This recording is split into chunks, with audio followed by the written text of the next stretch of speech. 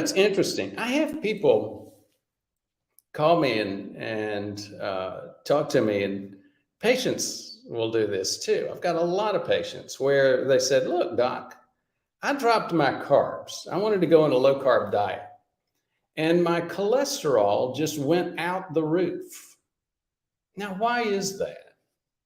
And why isn't the medical community at least acknowledging this and looking at it?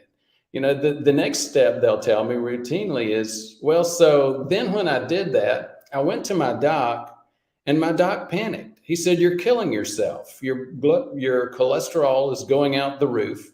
And most docs still consider LDL as, quote, bad cholesterol, end quote. And so again, a lot of people, not everybody. And in fact, I think we may talk a little bit today about what portion of people are seeing this and what populations, what genetics. But there's a term for this, and it's called lean mass hyperresponder. That term was coined by, I think, our visitor today, and our visitor's name is Dave Feldman. So Dave will be presenting today, and we'll have a discussion about what are lean mass hyperresponders? Where did that come from? What are maybe some of the genetics around that issue? And again, very excited about our topic for today. Now, one thing I'll say is, I was just telling Dave, we were having significant challenges in terms of the technology. The system wasn't loading down. Dave was having a few challenges on his side, and I was saying, Dave is a software engineer, by the way, I think. Isn't that right? So Dave was able to get his part fixed. I wasn't. I was struggling, but I think we're getting there, and I think we'll have a great show for today. Again, very much looking forward to it. So just for those of you who haven't joined the show in the past, this show and this channel is all about helping people understand the things that really kill and disable us. Heart attacks, strokes, Alzheimer's disease. And it's interesting, these things have a major component of things that docs just don't understand that well. One of the things that docs tend to do is, as we discussed just a minute ago, look at LDL, quote, bad cholesterol, end quote, and try to just hammer that down, usually with statins. And one of the questions that we have is that always the right thing to do? Again, we'll be talking about that specifically today. But another place, and you see it a lot on our channel, is the lack of focus, lack of understanding about prediabetes and diabetes. The vast majority, as in over 95% of us who are burning our arteries with prediabetes, have no clue. So on this channel, we look at these things because, again, it's also been demonstrated. It's not just an internet doc complaining about other doctors. This is the science. I used to teach prevention at Johns Hopkins, and the folks at Johns Hopkins came out with it. Now folks at Mayo and other places are showing in science as well that you do surveys, and your typical primary care doc and cardiologists just don't know how to pick up or understand how to diagnose prediabetes, even diabetes. And as we'll talk about today, even some LDL, common and important LDL issues. Now, what does that mean for us, for the vast majority of us baby boomers? We have to, it's a buyer beware. We have to learn some key things. And that's what this channel is all about, learning those key things that you need to know. So if you'll go to the next slide. Again, I can't manage my slides today because of some tech issues. There's a couple of things that we have. We have a great way. We have webinars where you can get some of the key studies and go over it with a group. We've had people come in and say, well, I don't want to share my studies with members of the group. That's fine. You don't have to. Every one of those people, once they got involved in the group process, said, oh yeah, you know what? I'm going to give you my information. And again, Dave, we may talk about that a little bit more today too. People get worried about their biological information until it becomes a quizzical issue, a question, and then they start just plopping it out there. So you can find out a lot of this information through our webinar process. If you look at the next slide, you can also see it through courses. Again, simple, easy courses, an hour or two, and you can know more than the vast majority of docs about how to stay healthy, how to detect and prevent cardiovascular disease. If you look on the next slide, subscriptions. I'm expensive. Yeah, I won't get into that today. It's possible to see me, although we're closing up most of the slots for seeing me individually with the new project down in Alabama. We still have a few slots available. One of the more affordable ways to do that, if you want, is through the monthly subscription plan. Next slide. Go ahead and flip over to the next one as well. And speaking of the Alabama project, if you have interest, if you're in Alabama, I can't see you at all anymore because of some regulatory issues, but you can come to our programs. You can see our docs, and we've now got 5 docs, and mostly in the Mobile and Baldwin, Lower Alabama area. And this is a great way. I'm a public health person. I taught public health at Johns Hopkins, and this is a great way to get access to world-class care without a world-class budget. Many of the people that we see are lower economic status individuals. So that's a great way to give back as well. Next slide. And if you're interested in learning about prevention, one of the big things that you find out is, hey, doc, my brother had a heart attack. Could we just do a stress test and make sure that I don't have that risk? This book goes into the gory detail about why that doesn't work. Stress tests don't prevent heart attacks. They don't predict heart attacks, and there are better tests that do. So again, after a few plugs for the information that we can provide you, let's get into the details of lean mass hyperresponders. Dave, you want to get started? Sure. Let me, first of all, thank you for having me on and sharing this journey. And it's fascinating because in a way I feel like we're in the third act of, what's been fairly a large drama. There's, as you know, a clinical trial that's going on now, which we'll talk about in a little bit. But let's kind of start with how we got here and what I think is going on. So I'm going to go ahead and share my screen real quick. You'll have to confirm for me that this is working. I think it will. 1 second.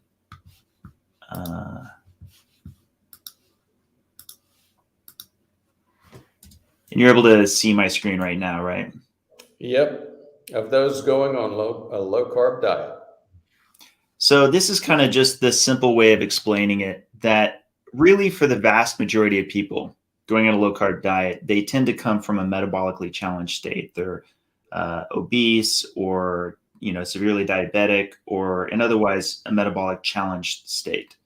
We find that for a portion of them, some will see a dramatic increase in their total and LDL cholesterol. And this term hyper-responder actually predates me. It was, it actually came up a long time ago as kind of a way of describing that for some people going on low carb, they would see this hyper response. And then there's this term, and you're right, I coined this in 2017, 2 years into my research, that some will see a specific pattern that includes the highest total and LDL cholesterol of all, really, really high levels of LDL. And I call these lean mass hyperresponders. But as we'll get to in a moment, it doesn't just include high LDL. It also includes high HDL cholesterol and low triglycerides. But let me first get into what I think is going on. And for it, I'm kind of excited because I'm going to get to talk. I usually talk through this a bit faster, but I want to kind of slow it down and make sure you and the audience understand this as best as we can. But basically, When somebody is healthy, and it's important to emphasize this context of healthy, particularly metabolically flexible, and going on a low-carb diet from a mixed or carb-centric diet, here's what I'm proposing is happening. We call this the lipid energy model. So you have your body fat over here, and it's got your triglycerides. That's the stored form of fat. And what's happening is now there's a continual release as these are broken apart into free fatty acids from your adipocytes. That's these fat cells. And that's good because there's tissues in need that'll take them up, particularly like skeletal muscle, cardiac, and so forth. But there's also a higher uptake of these free fatty acids by the liver.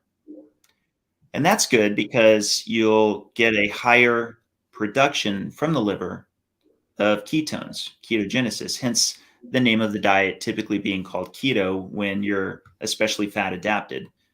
And this is what everyone talks about. All of this, as I like to say, is not controversial. This is pretty much the 101. Now, the next portion does get a little bit trickier. Before you move, let me interrupt and just let you know we get a little bit geeky sometimes in terms of the biological side, the medical side. I noticed the image that you have for the triglycerides. I'll just interject real quick. And the image is very good because a triglyceride, you break it down and it's a molecule made of 3 fatty acids. That's the little squiggly line that you have there. And they're all hooked together by a glycerol molecule, or what we call moiety, a portion of a molecule.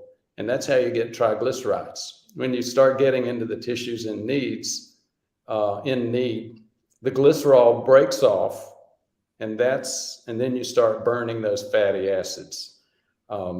As we get deeper into the biochemistry, I think that might help some of our geeks.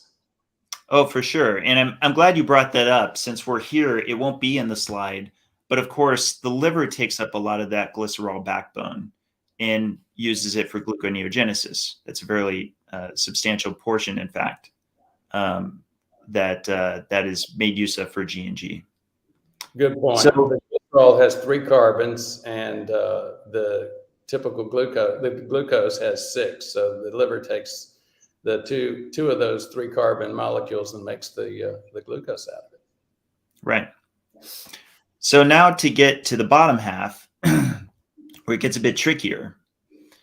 So there's a higher reesterification of triglycerides in the liver. This is part of the hypothesis that, again, I'm saying higher in regards to we're now in a context of fat adaptation. So because there's this higher uptake of free fatty acids, you just mentioned how these are broken apart. It's usually called deesterification. Esterification is where they're kind of bound to that glycerol backbone. Well, now we're reversing the process. We're reesterifying them into these triglycerides and placing them into what's known as VLDL. These are lipoproteins that contain these triglycerides. And if it looks similar to body fat cells, the adipocytes, it's because it is. This is often called the stored form of fat for a good reason, because it can stay within membranes because it's big and it's bulky, right? Mm-hmm. So we make these VLDLs in the liver, and then that's good because now there can be greater direct supply of VLDL to both adipose and non-adipose tissue. So now we have this other pathway where you can actually get quite a bit more fatty acids coming from these triglyceride in the payload of this. And then on top of that, there's more that actually goes back to body fat. Now, this might seem a little confusing at first. Like, why would you be intentionally putting back a lot of these triglycerides that just now came out of body fat? And that's because your body is in a constant state of repletion. Even though this is releasing out, it's releasing out, and then it's kind of like, I liken it to a buffet, Ford. Basically, your body's bloodstream is a buffet, and it's your body's job to keep that buffet stocked. And so tissues that are in need get higher dibs. They want to have plenty that's available. And so this is kind of continually restocking it. Triglycerides, onboard VLDL are constantly restocking at a larger degree to body fat because subcutaneous body fat is all over the place. And that's good. It's like your local grocery store. If you know, the neighborhood where your adjoining tissues. Now, here's the tricky part. You got to watch close. We posit that because of that, there's a higher turnover of VLDL and delivering these triglycerides to tissue. So this is coming off faster. That's why if you go on a low carb diet, it sounds unintuitive for me to say that there's more VLDL coming out and more triglycerides coming out because everyone assumes it's at a static rate. And therefore there would just be higher and higher and higher triglycerides. But no, we're positing that actually there's a faster uptake alongside it. More of your body fat is taken up, but particularly more of your tissues are taking up more of these triglycerides. So your triglyceride levels in the blood are dropping. But here's the final step. What does that mean? That means more of these VLDLs dropping off these triglycerides are remodeling to their successor LDL. This is part of that lineage. So putting it all together, if you're going to be circulating more fat because you have to traffic it more, because you're powered more by it, then you need more of these carrier proteins, particularly these macroproteins like lipoproteins. And in a roundabout way, you can almost think the end result of LDL is just the succession of a faster turnover, secretion and turnover of triglyceride-rich lipoproteins so that you end up with triglyceride-poor LDL. But that does, of course, mean that there's going to be more cholesterol that's seen in a snapshot because that's part of the constituent components for being able to make these in the first place. Does that make sense so far? It does, but let me ask you a question and maybe help connect some dots in my brain. So one of the things that I do in a preventive practice with patients is we do work to decrease that triglyceride level. And usually, as you can guess, one of the biggest thing is lifestyle, and it's diet, and it's decreasing carbs. So one of the things that this slide begins to show me is, okay, let's say you're successful at decreasing those triglycerides. Your body still has to move energy. We've got equilibriums around here. We've got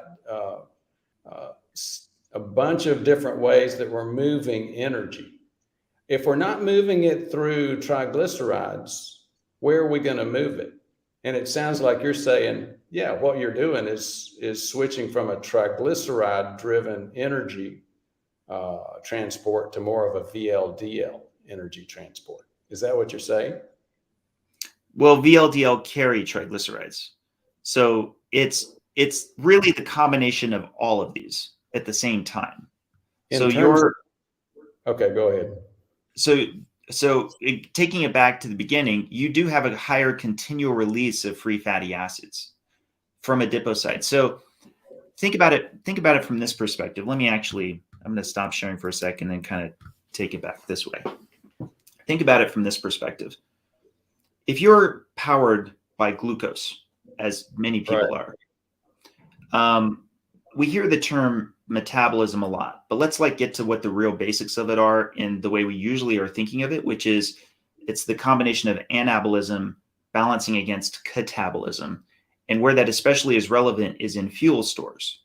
So if I'm on a low fat, high carb diet, I'm building up my glycogen stores. And then between meals and while I sleep, I'm breaking down my glycogen stores and to some degree some fat. But my primary fuel source is my glycogen and therefore glucose. Well, okay, now let's flip the script and say we're doing that with fat. Where are we storing fat? Well, we're storing them predominantly in our adipocytes, our fat cells.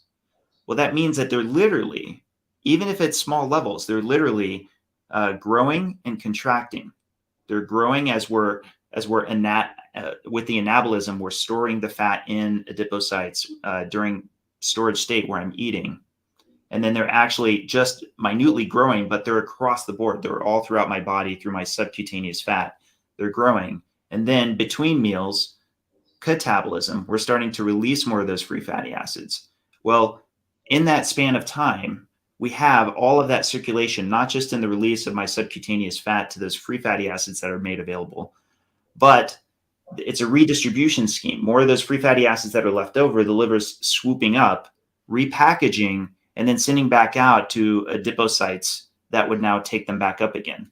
So it's in a sense, you can kind of think of it as on the glucose side of the fence, you've got your muscle and your liver glycogen stores being built up and broken down, though mainly the liver. But in the context of being fat adapted, it's your adipocytes. And if that's the case, you have to traffic a lot more fat.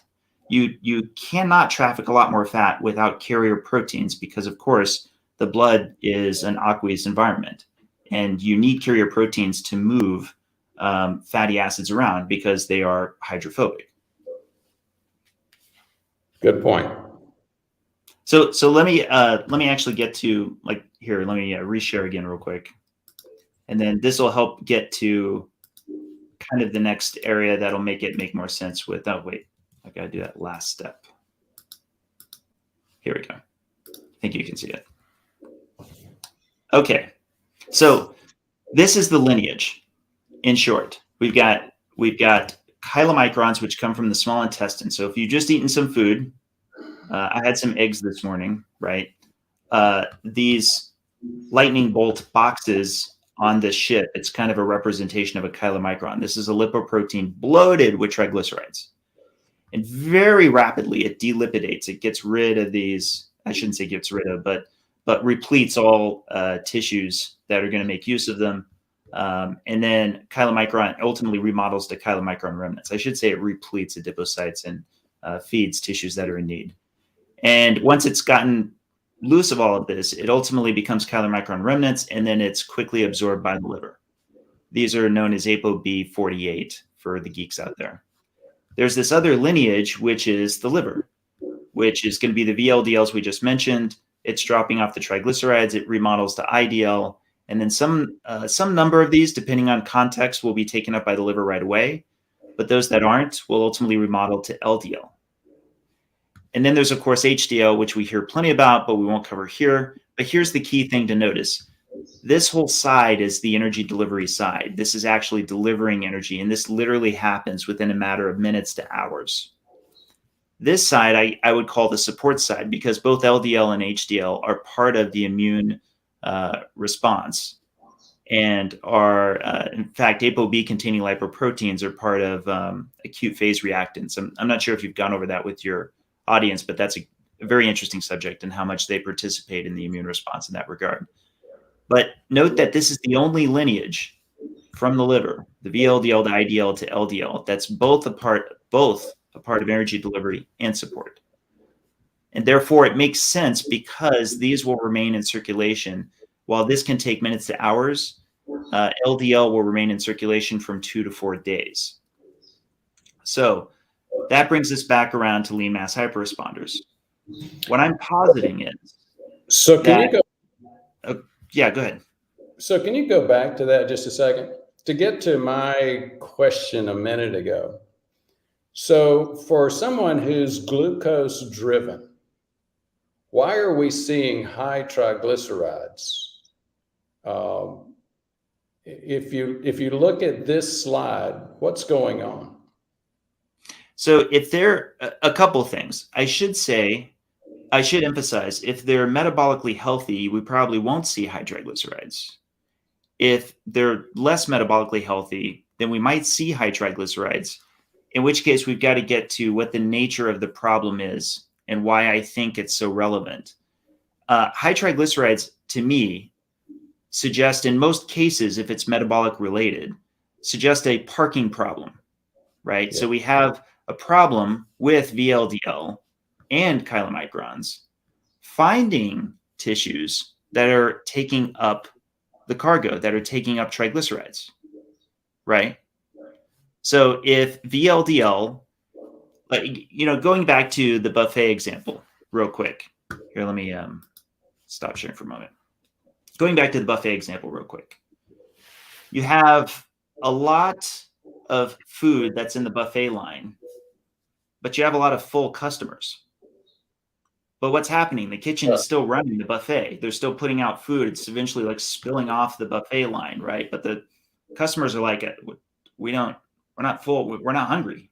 We're plenty full. We don't have anything more to eat. So what happens is in the human body, you're seeing this higher and higher development of triglyceride-rich lipoproteins. And what's soon to follow is the development of ectopic fat, fat that's being stored in tissues not designed to take up fat. So adipocytes, they are pros at staging and pacing fat. It's their job. They're great at it.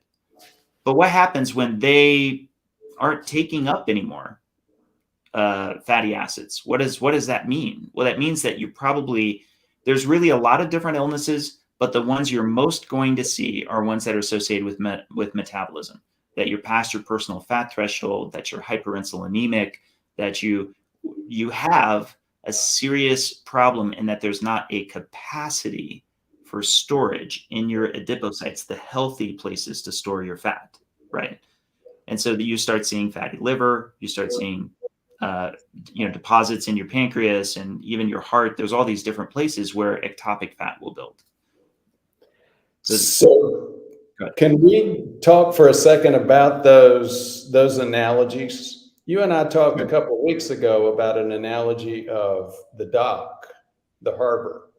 Yeah. Do you want me to use that one? I love that one, actually. Use that one. And then let's go back and label what each of those things is, to help people wrapping their head around what we're discussing here. Yeah. So here's the analogy. Let's say Ford and I are up on a mountain looking down at a harbor. And in the harbor, we see 100 ships. And I'm looking down there and go, whoa, they don't need 100 ships. Why are there 100 ships there? It's way too many. And Ford says, no. Let's just wait. Let's see what's happening, because we're seeing them getting loaded up and we're seeing them going out, or we're seeing them coming back empty. And I go, well, they could have probably done it with less ships. And you're like, no, Dave, I think actually it's probably they're meeting the demand of what's actually out there. And then I go, okay, well, then we come back a year later and now there's 1,000 ships. I'm like, okay, well, that's definitely way too many ships. And you're like, oh, hold on, Dave, hold on. Let's just see. Let's see how many ships are coming out, how many are coming back. And sure enough, it's the same thing.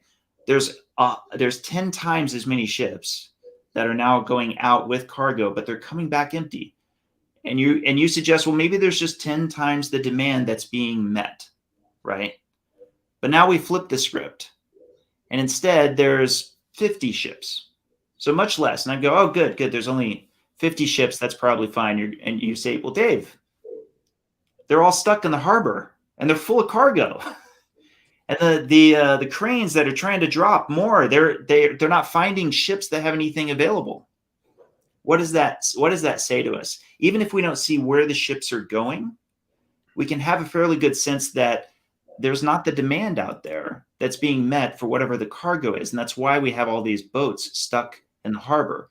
Well, so yes, I'm arguing, it's a bit simplistic, but it kind of gets to the gist of it. I'm arguing that looking at triglycerides is like looking at the cargo on these boats. And it's more meaningful to me than it is the boats, because the cargo's successful delivery is indicated in part by what we're seeing. And sure enough, that's exactly what we see as the association over and over again. That's why triglycerides are such a hugely powerful. I mean, even for as basic of a marker it is, it's very suggestive of how effectively and successful that your delivery is into your tissues and how much it's turning them over. So you wanted me to... that triglycerides are boats in the harbor that are full, sitting there, not being used. Triglycerides are the cargo of the boats. The cargo, the triglycerides are the cargo in those ships, and the ships are full of triglycerides, but they're not able to drop them off anywhere. In other words, somebody's got way too many energy stores, and now you're using boats in the harbor as an energy store. Correct. And this is where it gets really important, because you don't have to be metabolically obese to have this problem. Different people have different thresholds for which they start running into this. But I, for one, not medical advice, et cetera, et cetera. I, for one, I think that if you see triglycerides that are high, it's worth paying attention to. And Right. I say that while likewise acknowledging it is a noisy marker. It's kind of like glucose. And so if you do get your triglycerides, try to, I'm sure a lot of people who follow you are on a low carb diet. Please also be aware that you want to be sure that you're also fully fasted. One of the changes that I strongly disagree with that they've made is that they now allow for people to get blood tests, or even ask them to get blood tests while at the doctor's office when they're not fasted. And if you're on a low carb, high fat diet, well, then don't be surprised if you have high triglycerides, especially if you literally just had a meal not too long ago that had a lot of fat, because guess what? You literally installed them in your chylomicrons, right? So we don't care so much about whether the area under the curve of triglycerides are higher. We care about whether or not they're successful in turning around through your tissues. And that's why it can be crucial to watch that, to be able to confirm that it's coming in and out just fine. So you're in your low carb diet, or let me see if I can get this analogy correct. It's sort of like if you get that blood drawn after a meal, then you're going to see a lot of boats with a lot of cargo in them. You definitely will. If you just wait until they've fasted, all those boats will be empty at that point.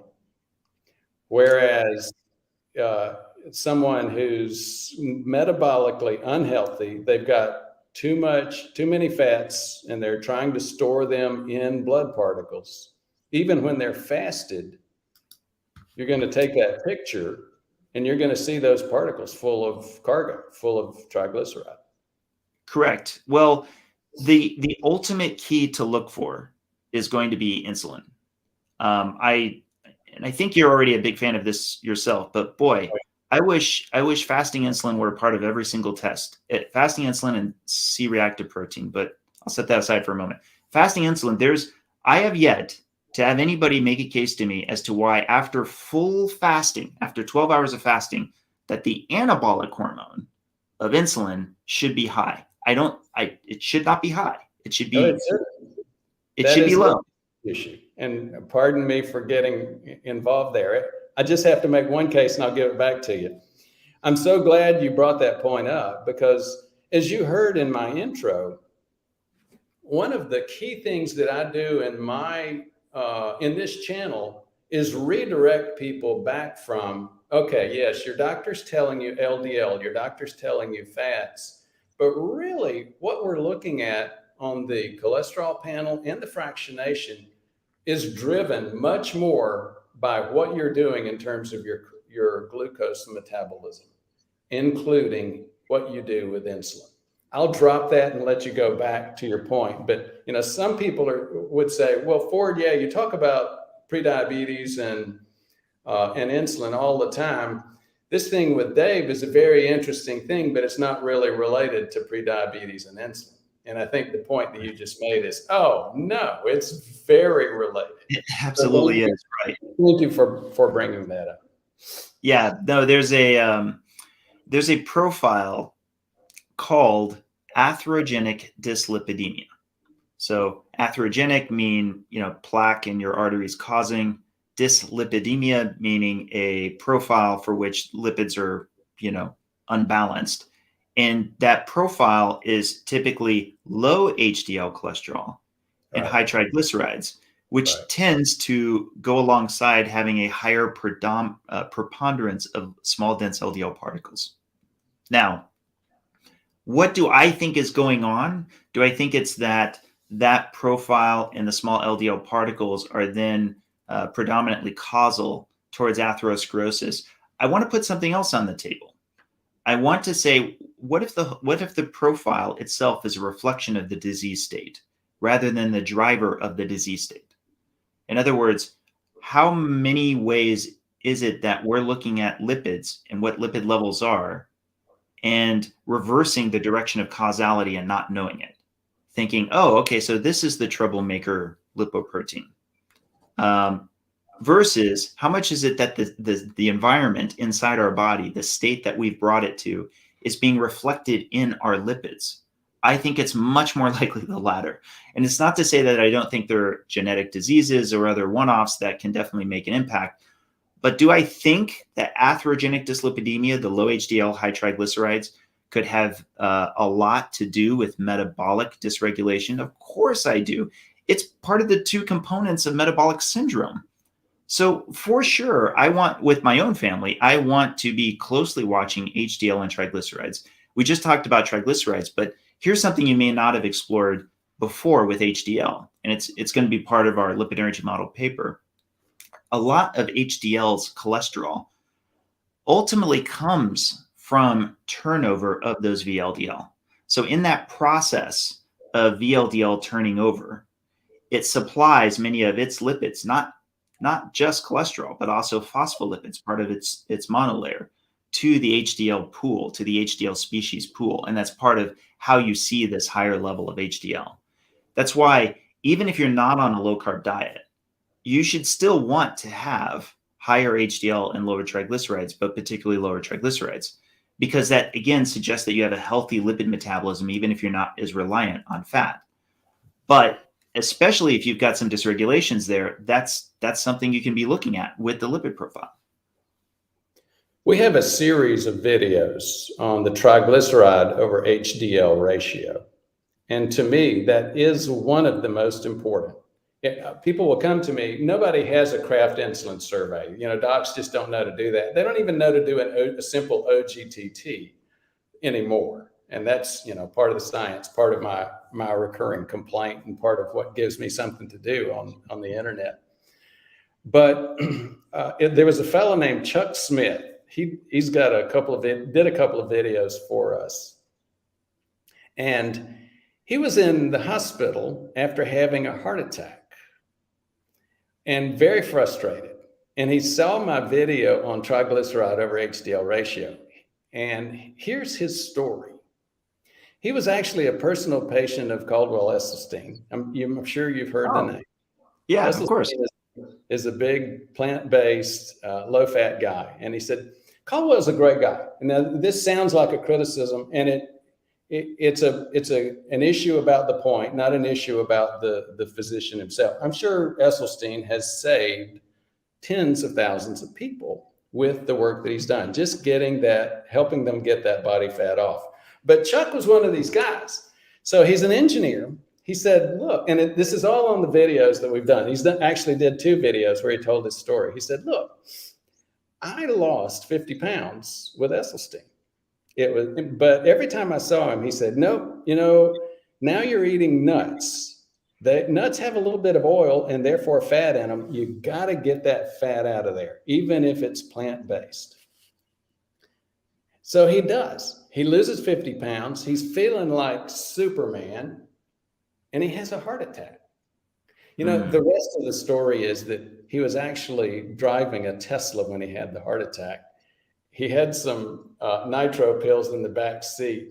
He turns the Tesla on autopilot to drive him to the hospital while he's fumbling around in the back seat looking for his nitro pill. Wow. And the nitro pills fell down in the floor, and we'd love to have an action scene of that. But anyhow, it makes the point. And here's the punchline on Chuck's story. So he's in the hospital. He survived his heart attack. He's very frustrated. I just lost 50 pounds, and then I had a heart attack. And then, so he's looking around on the internet. He's an engineering type like you, and he finds my video on triglyceride over HDL. He looks at his triglyceride over HDL in the hospital, and it's 7. Oh, wow. Huge ratio. And, my instruction to my folks is the goal is 1. You'll see it in medical information where they say, well, it depends on the demographic and the genetic pool. With Caucasians, you want it a little bit lower. With African-American, with Latinx and stuff like that, you want to get 2s. That's not really the case. The goal is 1 or less for good health. And if you can't reach the goal, you get as close as you can. But it's certainly not 7. And there are people like Chuck that we've talked about, where you've got to be careful about the gene pool. Most docs can rely on getting good weight loss is going to drive good health, but not in all situations. And the groups that you work with, lean mass hyperresponders, I think is a really good, there's a lot of overlap between these groups that it's not exactly what your typical doctor's looking at. And the doctor needs to know. So I'll thank you for letting me tell my little story, but again, I think it supports your point that it's not just LDL, it's triglyceride, it's HDL, and it's really not them. They are just markers. They're just ships in the harbor that may or may not have cargo in them. Anyhow, I'll turn it back to you. Yeah. And I mean, so a couple of points. One, of course, and it would be fair, I'm sure people on the plant-based side would point out that the story was an anecdote, and of course there'll be anecdotes on the other end. That's why we want to get prospective data. In fact, in a way, you kind of tee me off for that, as I'll get into the LMHR study next. But I will concede something else. I actually don't like ratios as much as I like what I've been able to see in the data as far as cut points that I like more. This isn't to say that I wouldn't use a ratio at all if it makes it easier for people to understand. But I just, generally speaking, given the data that I've seen to this point, I generally like aiming for around an HDL of 50 or higher and triglycerides of 100 or lower. The downside with using ratios is sometimes they can either be extremely low together or they can be extremely high together. And then the ratio looks better than it might be in trying to kind of see what those associations are. But let me get real quick then into where we were driving with lean mass hyperresponders themselves. Now that we've effectively established kind of why all three of those markers could come into play that way. This is the graphic that I put up with a few tweaks, but this is the graphic that I put up originally in that 2017 article. And at the time that I published this, I really had no idea how many people there would be. I just kept seeing this pattern over and over again that I call the triad because it's these three in combination. So not just a high LDL, but an LDL of 200 milligrams per deciliter or higher, internationally 5.17 millimoles or higher. And in combination with an HDL cholesterol of 80 milligrams per deciliter or higher, 2.07 millimoles or higher, and triglycerides of 70 milligrams per deciliter or lower, 0.79 millimoles or lower. Now, Ford, as I'm sure you know, before this phenomenon, before the low-carb diet, particularly before keto, any of these three, just by themselves, were already super rare. So it's kind of astonishing to even be telling you today that we now have a Facebook group with thousands of people that have this triad, thousands. And yes, I'm positing, as this graphic suggests, that actually I believe it's because in a combination of being on a low carb diet, you've got lower glycogen stores, particularly in the liver. It's driving more and more recirculation because of having lower adipose stores. And yeah, oftentimes these tend to be fit or athletic. In fact, all three of these together, the more far out, all three of these together, the higher these ranges end up going. And so let me interrupt just a second. You're showing a graphic, right? Yes. Are you not able to see it? Not seeing it right now. Oh, I'm so sorry. Let me see if you can. There we go. See it I'm seeing your slide now. I'm seeing it. Oh, I'm so sorry. So yes, these three together, LDL of 200, HDL of 80, and the triglycerides of 70 or less. Right. Those three in combination are already super rare on their own.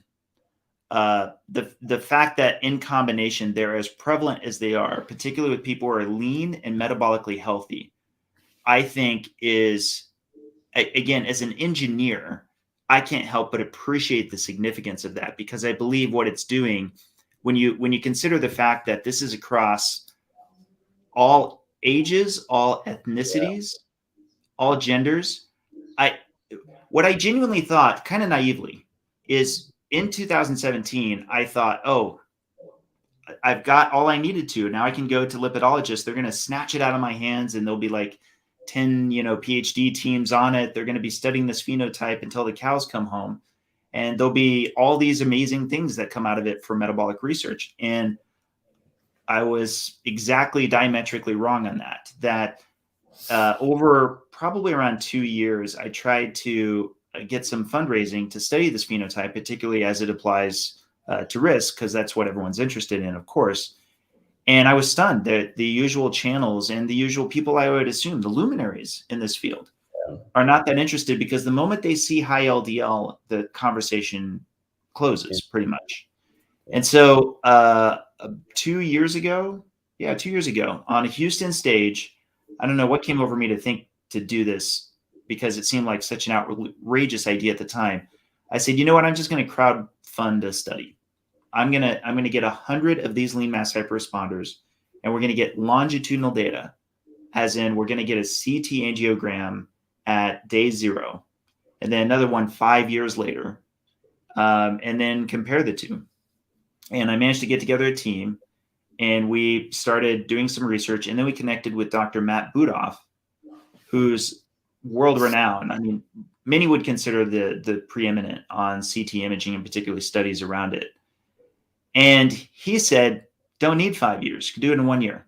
1 year easily. At this effect size, given how high their LDL is, there should be a very substantial amount of detectable atherosclerosis in this population. It's a good point. What's that? It's a good point. I think very true. Most doctors will expect at these levels of LDL that you're just going to have a mess, and something that's easily picked up on CT. Correct. Because CTAs are now at such a high resolution, and their dosage is low enough that successive ones it's not the same concern. Like I just had one in May, and it was 2 millisieverts, which, as you know, just free living 1 year at a time is around 3.3 millisieverts. And that's just like walking around outside and living your life. Plane rides. I've definitely had more in plane rides just in the last couple of years than I will have had from that CT. But yes, bottom line is we can always go back to the work of Brown and Goldstein, who got the Nobel Prize for their work on the Ldl receptor. And they were originally looking at children with homozygous FH who had super, super high levels of LDL, and they would exhibit symptoms fairly early on, such as xanthomas, deposits of cholesterol in the extremities, especially tendon and eruptive xanthomas. They would develop this is heartbreaking stuff, but they would develop anginas at like age 3, and the girl they were looking at had her first MI at age 6. Again, very sad. But what's interesting about that is as this lean mass hyperresponder population has gotten to sharing its own data, I emphasize over and over again, look, this is uncharted territory. Please understand, what conventional medicine would say this is.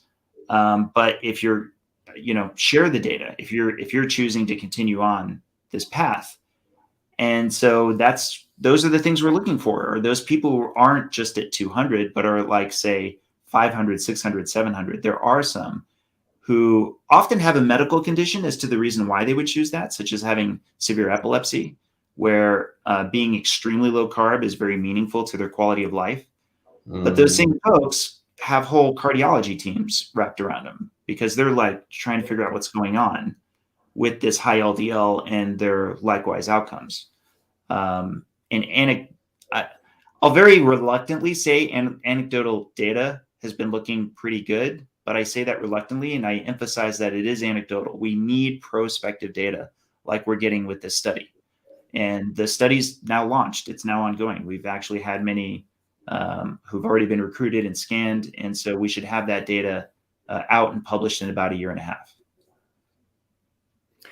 Very interesting, very exciting. And, you bring up a good point in terms of FH. Just a quick definition on that. I've mentioned it many times on my channel. I tend to say the overall message is that LDL usually doesn't matter. It doesn't matter nearly as much as your typical doc thinks, but there are folks for whom it does matter. And that's the familial hypercholesterol community. And those are folks that have a genetic, very different way of metabolizing LDL. Won't go down that bunny hole, but we've covered it several times. When you say homozygous, again, just for those of us who may have gotten lost, that means you got one of these genes for FH from your mom and another gene for FH from your dad. It's a little bit more complicated than that, but you've got very serious difficulties, genetic difficulties in how you metabolize LDL. But as you bring up, even that it's not as simple as it often seems. There seems to be a different population who metabolizes this stuff very, very differently. It's actually super relevant to me because and I'm very careful because I know this is hallowed ground. The assumption by Brown and Goldstein and really lipidology itself is that those same patients I was just talking about, like that little girl, it's assumed that the contribution to atherosclerosis, the buildup of plaque in her arteries, is entirely due to the higher concentration of LDL detected because she did have very high LDL. As you just mentioned, and let's take one form of familial hypercholesterolemia, which is the one they were studying, which has to do with the Ldl receptor. Mm-hmm. You just saw my diagram on how there's uptake into tissues that's receptor mediated, as in you can almost think of them as like fishing lines, right? There's fishing lines with particular bait, if you will, to capture certain things. This isn't just with lipoproteins, but all sorts of things. Well, in the case of LDL receptors, if they're mutated and they have poor binding, that leaves more of the lipoproteins in circulation. But there is more than one thing going on here. It's not that it's just leaving those lipoproteins in circulation. It also means that nucleated cells that would have otherwise succeeded at getting the lipoprotein they have the LDL receptor to bind to for whatever reason that cell wanted it, can't get it. And therefore, exactly what you just mentioned, there's an impairment in the metabolizing of that lipoprotein. And you want to know where this gets really interesting is in immune cells like macrophages. So they've done cultured studies where they culture the macrophages of those who have homozygous FH against controls who have normal macrophages. And they are different.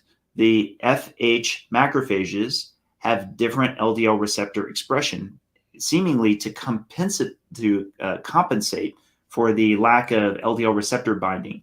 They upregulate others that are part of the super family called LRPs. You may be familiar. But just a quick comment for those of us who are more, or for those of you who are in the audience who are more interested in digging a little bit deeper into that, I've got a series of videos on a thing called PCSK9. Yes. And that deals with a lot of the biology that Dave and I are talking about right now. There's actually an interesting class of drugs, and many of you have heard of them, the PCSK9 inhibitors. And that series of drugs, that class of drugs, was developed differently than the vast majority of drugs that we have available. Instead of, the vast majority of drugs, Big Pharma goes out to places like the Amazon or different islands and finds unusual chemicals. And then they come home, they put it in their bank, and they test them against lab animals. And if they find something that's interesting to them, then they test further, and sooner or later they may get it into human use. That's not the way PCSK9 inhibitors were developed. They were developed based on the genetics that Dave is talking about right now. That arm that reaches up out of the cell, especially in the liver cells, and grasps an LDL particle and brings it down for metabolism within the liver cell. So, but what I would do is I would say don't get distracted by spotlighting on the liver, which is where I think a lot of this problem comes up. Everyone's thinking they're so focused on the liver and how well or not well the liver is taking things in and out of circulation. They're not considering that other cells throughout the body may have reason to be taking up lipoproteins, which is why they've got the receptors in the first place. And that includes immune cells. That includes the cells that are actually working not only on fighting disease in your body, but also on repair. So naturally, as a scientist, I would think, hey, wait a sec, if we know there are a lot of lean mass hyperresponders with LDL levels comparable to those who have homozygous FH, but the homozygous FH population does tend to exhibit xanthomas, like eruptive xanthomas and tendon xanthomas early on. And thus far, we're not seeing that predominantly Hyperresponders in the don't. lean mass hyperresponder group. That's at a minimum, we're already saying there's at least a difference of context. Now, again, I want to be a good scientist. It could be that there's going to be some that develop them later. It could be that there's selection bias. Maybe some people do develop it, but they never tell anybody about it. All of that's possible, which is why we need prospective data. But that said, that's why the anecdotal data has led us to this point of going, I really think that there's just more to the story than high LDL, high plaque development. I think that there's a lot more, and especially where it comes back around to metabolism. To your point about liver, we're not really worried about the liver in this whole scenario. We're worried about the arteries and plaque. This is a whole body issue. This is not just a liver issue at all. Absolutely. So yes, effectively the phenotype, I think, for what it's worth, the lean mass hyperresponder phenotype, I believe is going to teach us a lot about metabolism. Put me down on the record right now for saying once we can start getting that phenotype more widely studied, and I think it will be, it just has to first be confirmed as to whether or not it's safe. Again, with all of the acknowledgement that we may find that my cautious optimism is wrong. It may be that we get to the end of the study and we do find that there is a rapid development of atherosclerosis. But assuming that we don't see that, then there will be a lot of important questions that I think should be getting addressed right now, which is exactly the things posited in the model. How much does our access and capability of managing and working with our fat cells have to do with the success or failure of the whole process of the immune response, and especially as it applies to development of atherosclerosis? I think this could be a step in the right direction. Quick explanation. You and I keep geeking out. You use the term phenotype. For those of us who don't remember, that threw us. There's phenotype and genotype. Genotype is the exact genes that you have. Phenotype is basically how those genes create a body and what the body actually looks like. So I think in this case, Dave's talking about a person who's lean, who's got that high HDL, that high LDL, and low triglycerides that you talked about. Yeah, I'm using it more. It's true. It kind of has a couple of colloquial uses. I'm using it more with regard to observed characteristics per se, almost as lean body mass. Yeah. And to be fair, that also kind of created some confusion. If I could go back in time, if I knew this would be such a consequential name, I probably would have called it something different. Because basically the lean mass part is observational. The cut points are the only thing that truly qualify it. So it became almost kind of a game of sorts, where initially if somebody sent me a profile that had those cut points, I'd be like, you're probably lean, very low carb, and you're probably fit. And they would say, yes. How would you know that? Almost like it's a parlor trick.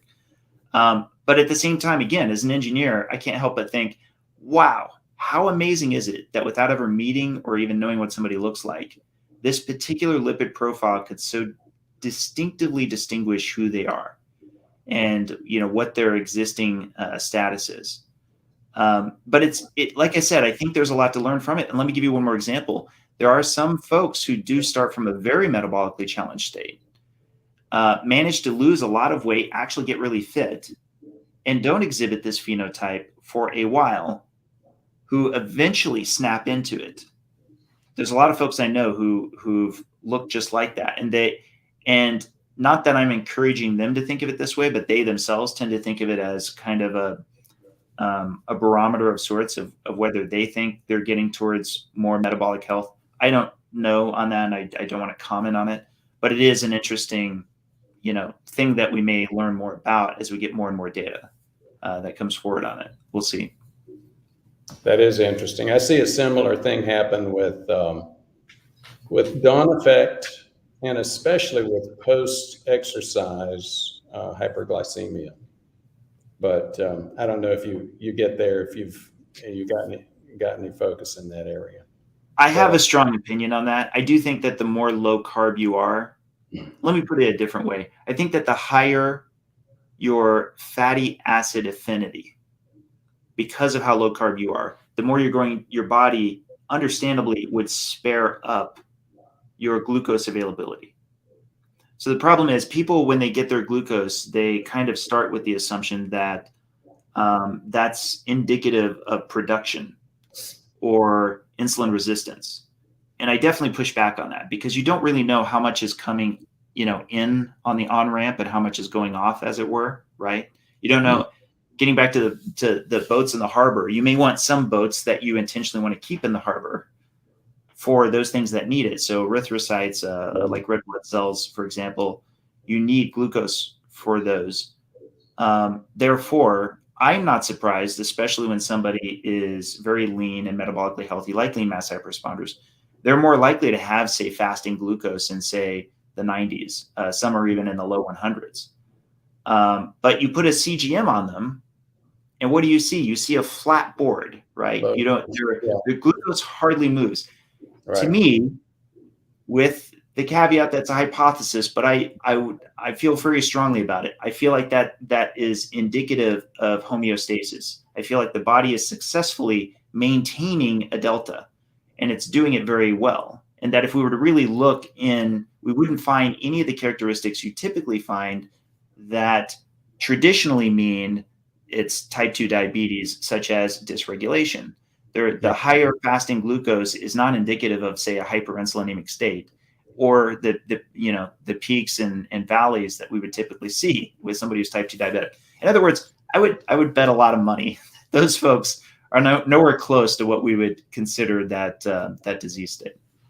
So I think you're right. I have the same perspective, and I spend a lot of my time with patients who, once they get to a certain level of success, like we talked about earlier, their LDL will shoot up and they panic, or their doctor panics. Or when they reach a certain level, same thing, when they reach a certain level of success in terms of their glucose management, their fasting glucose starts to go up, and or their post-exercise glucose, especially when they've been fasting and then gone into an exercise fasted. Again, I spend time telling them, back off, don't jump off a cliff, don't stop doing what you're doing. Yeah, well, that I think is super normal. I think that glycogen stores in the liver being released when you exercise, especially if it's intense exercise, it makes total sense. Again, if you have higher affinity for fat and it's getting spared out more for explosive effort on fast twitch muscles, again, I think that just falls in line. It all sort of makes sense. I hate to keep bringing it back to insulin, but the low fasting insulin is part of exactly what I'm looking at, especially when everything else seems to be so homeostatic. When you see pattern after pattern seemingly matching, but the insulin is down at a fairly low level, and it's not indicative of type 1 diabetes, which is literally insulin insufficiency, in which case we would expect glucose to be going like crazy, up and down and so forth. I can't help but feel like that's something as intended by the body. But again, we'll need data to better understand and better find out. I'll say this though. This is another reason why the LMHR study is so important, because we'll finally get to match it against actual hard endpoints. And the hardest endpoint that everyone's interested in is, of course, atherosclerosis. Absolutely. That's what we're looking for. So Dave, do you have anything else before we get to the question and answer session? No, I think we actually covered just about everything I wanted to hit, especially with the energy model and LMHRs. I was very impressed, very excited. And one of the last things you said was, I hate to keep bringing it back to fasting insulin. I don't hate that at all. I think that's an important issue. Oh, you know what? I do want to mention one thing. Let me mention one thing. I would get concerned about doing a craft OGTT on somebody who's fully fat adapted. I do think that they would likely fail it. You're familiar with what that challenge would be, right? I'm familiar with the challenge, but go ahead, explain a little bit more deeply, in more detail, what you're talking about, because we do those all the time. And here's one of the things that happens. People see those things, and again, they totally misinterpret them. But why don't you go ahead and provide a little more detail on why you said that? I'm very ketogenic right now. I think if I went and did an OGTT craft test, I would have a more pronounced increase of my fasting insulin response than if for the next 7 days I was shifting over to a mixed diet and did exactly the same craft OGTT test, because I believe that I will have trained my body to be fat adapted, and therefore it will have had much more of an impact for me to have a glucose bolus for the first OGTT versus if I then train my body to be more mixed. That's kind of my basic version of it. You bring up a really good point. One of the things that we provide with folks is an instruction to say, look, you get, what goes in comes out, and you get be careful what you're asking. And if we're comparing this to the standard metabolism, then go ahead and eat carbs for a couple of days prior to having this test. Right, Fast right. before it, but have the carbs beforehand, because there's a couple of other things. They're related, and they help drive what you're talking about. One is the pancreas actually stores insulin. So if you're going along in a ketogenic state, you're not really pushing your insulin at all until that one time when you take that Kraft insulin survey, you get that challenge. And then you're likely to get a very different set of responses. I won't go any deeper in that unless somebody wants to ask a question about it. What we do is we do a quick water ball, take about 15 seconds to help people realize that we're going from pitching to actually catching and doing some questions. So if you'll give us a second.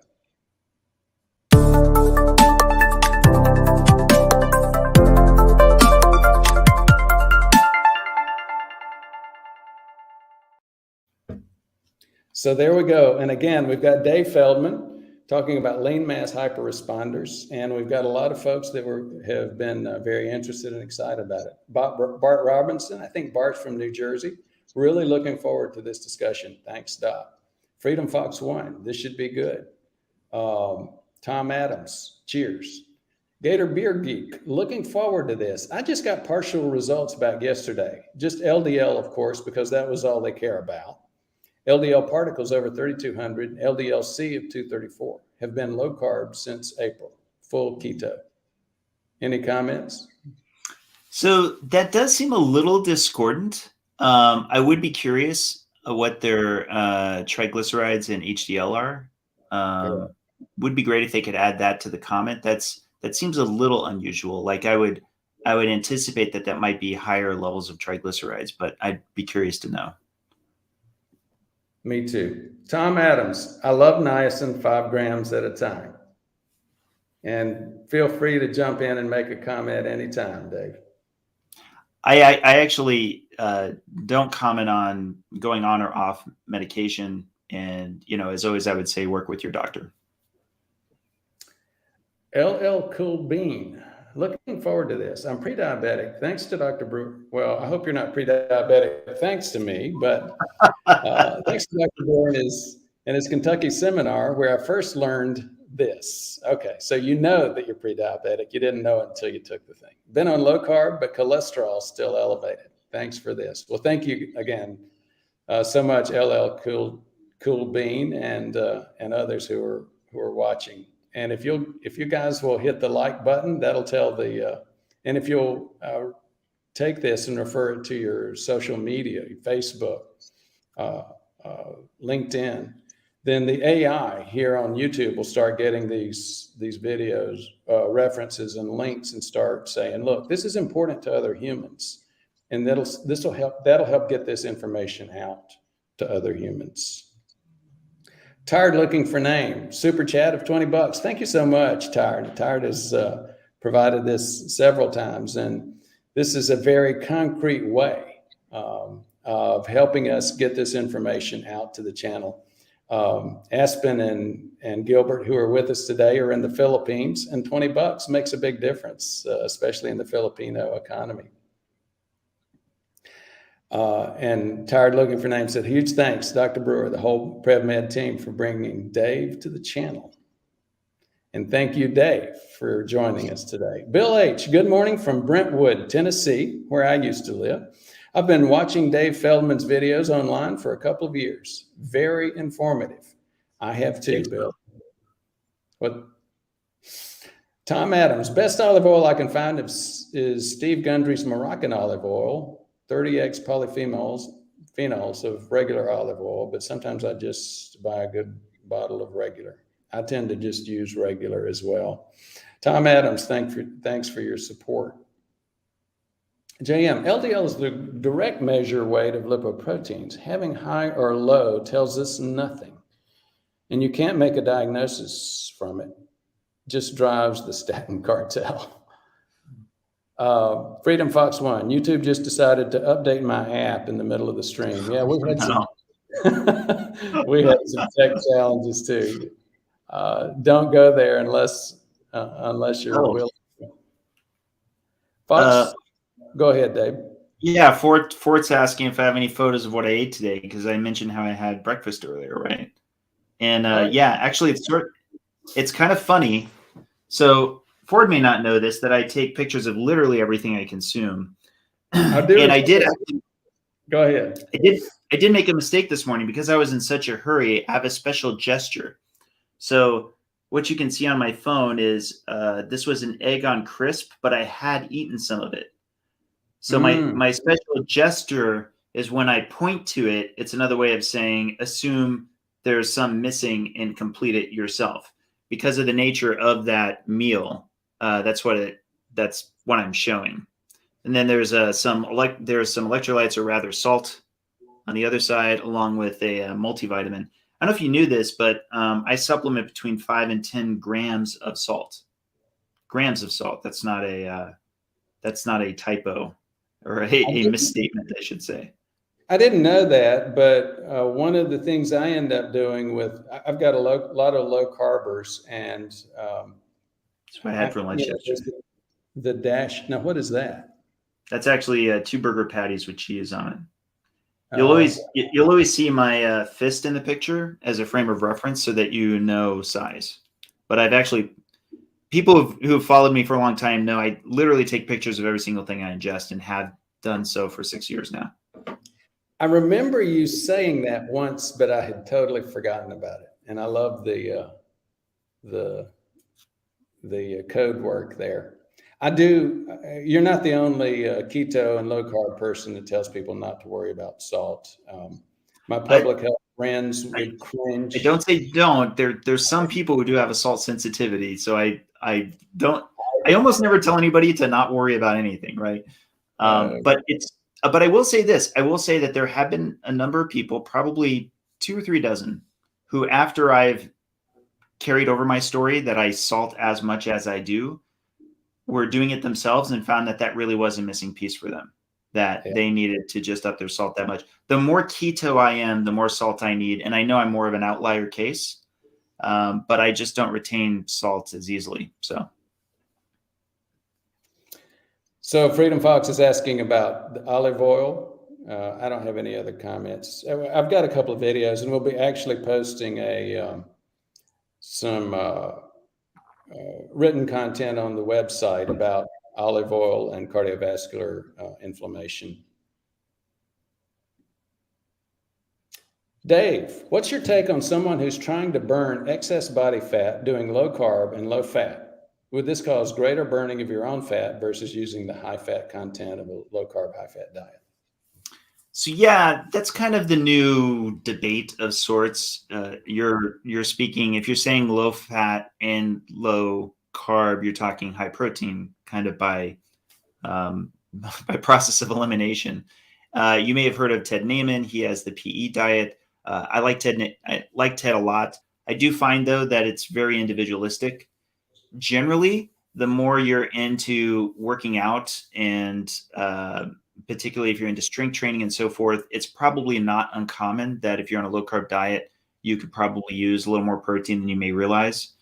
However, conversely, there are some people like my colleague Siobhan Huggins who really didn't have breakthroughs on her weight loss until she went the other direction, until she actually had a higher fat low carb diet that was very high in its ratio of fat. I think it's something like 2 grams of fat per 1 gram of protein. It usually goes by keto AF, but you have to like really up the fat in that diet. But it worked. That's the point at which she really had a breakthrough and like really dropping to the weight that she likes more. So let me ask you your perspective on this. Where you were going sounded like this perception that you can eat 7,000 calories a day, and if there's no carbs, then you're still going to lose weight. You see that perception a lot out there. What's your position on that? No, I don't. So here's where it gets sticky because, of course, as you know, online there's the constant CETCO, calories in, calories out, versus the hormonal, if you will, kind of angle. And full disclosure, I work a little bit with David Ludwig, who's of course very keen in the carbohydrate insulin model of obesity and so forth.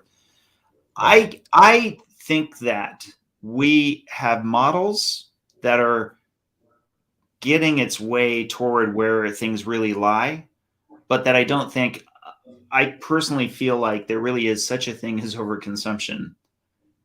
And yet at the same time, there is some meaningful differences between the composition of the foods you eat. Now, that said, I can only speak as much to my own situation. I find, at least within my own family and friends, that almost nobody gets as methodical as I do about tracking food.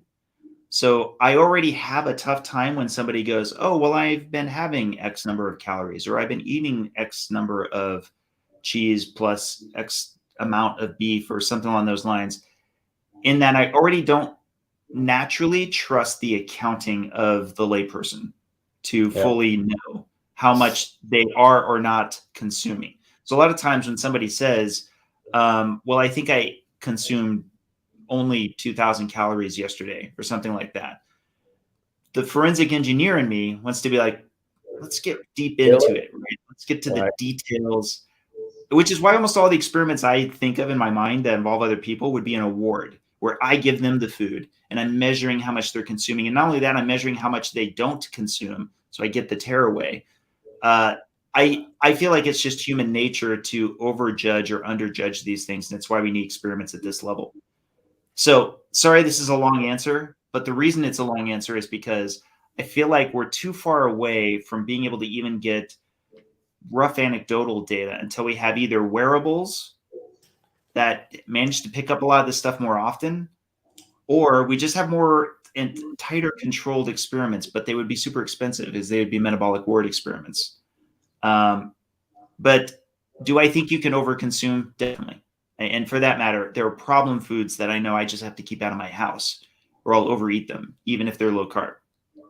And I think that's the case with almost all diets, in my opinion. So I've got my own perspective on it, and and it's not, I don't think it's inconsistent with some of the responses that I think I heard from you. The first one is, you don't have to be an engineer to be skeptical of calorie reports. I come at from an epidemiologist perspective. When I was Hopkins, the we did what we call denominator medicine, and that is basically looking at statistics in terms of what people do.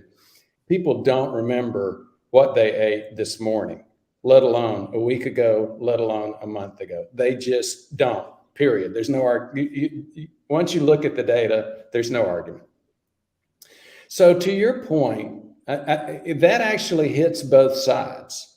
People grossly underreport the number of calories that they ate, and they will grossly overreport the number of calories too.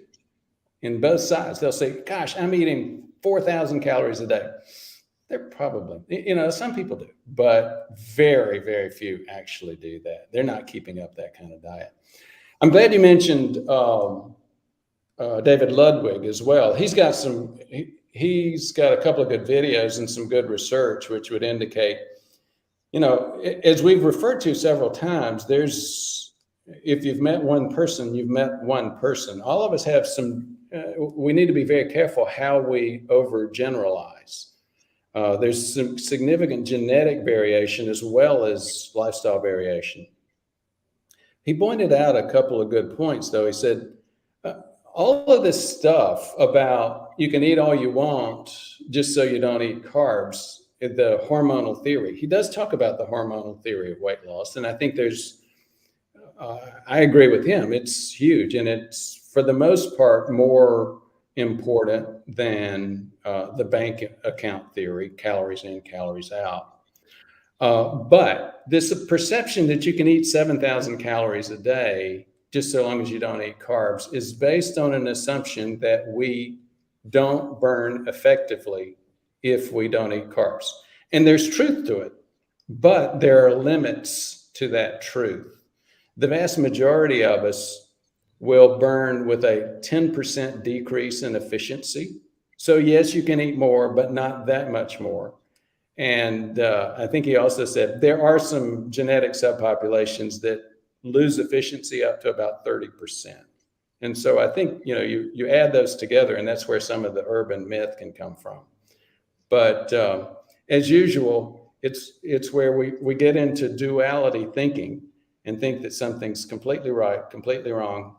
It's not usually quite that simple. Yeah, we have to disentangle the habitual and structural and cultural and other, aspects that are very much around habits built into the people around us and how much that influences what we're eating and ourselves.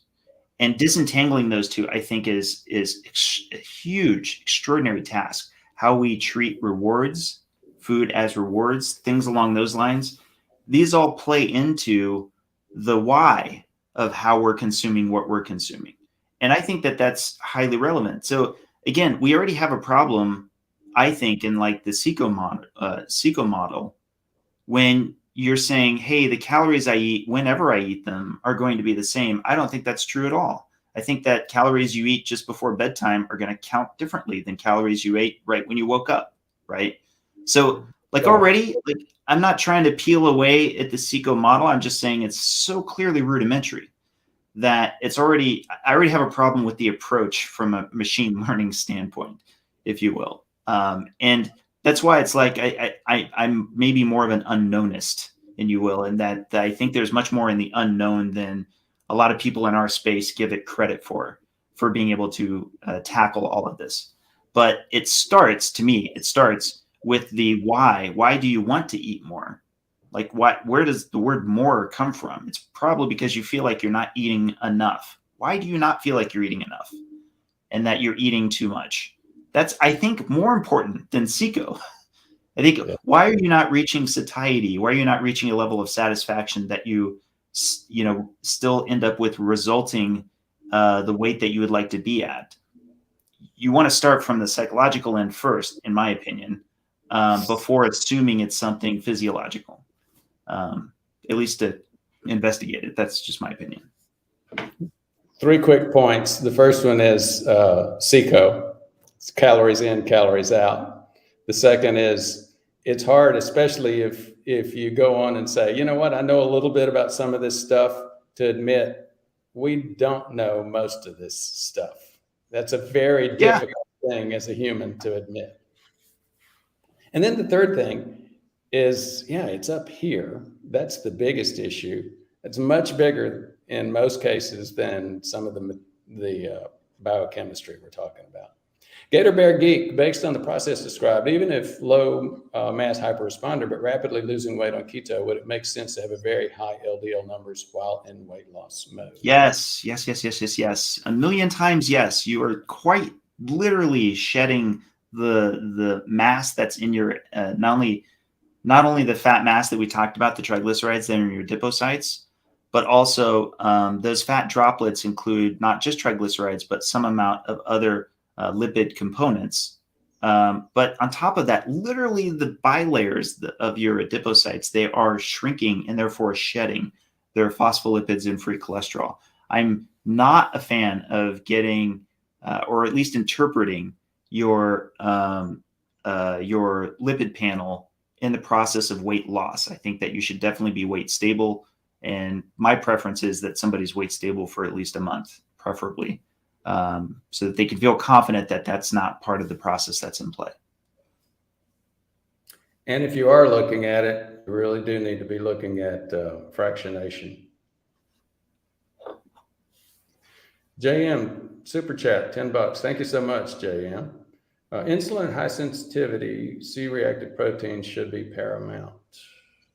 As I just said earlier, I'm such a huge fan. I know we didn't really talk much about C-reactive protein, but just as an investigate further kind of inflammatory marker, I think it's just fantastic, with acknowledgement that it can have false positives.